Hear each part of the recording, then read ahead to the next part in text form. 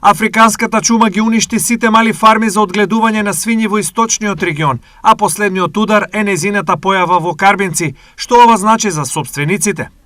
Значи катастрофа. Има луѓе што живеат само од свињарство, да речеме, нема друга гранка.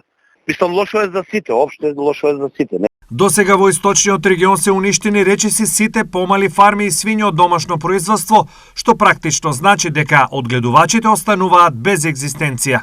Државата во моментот, ако ги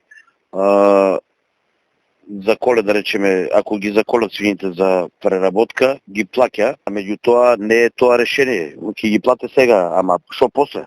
Ово го поставува и прашањето, дали на пазарот ќе има недостаток на свинско и дали тоа ќе ја зголеми цената. Помеѓу 5 и 10% од вкупното производство на свежо свинско месо во државата припаѓа на малите производители. Од тука нема причина за страв дека свинско ќе снема. Велат од Агенцијата за храна и ветеринарство. Според соговорници на ТВ Стар, од Агенцијата, реактивирање на новите фарми е возможно по најмалку 6 месеци од моментот на депопулација, но од фармерите ќе се бара обезбедување на нова категоризација, што значи подобри и посигурни услови за одгледување на свињите.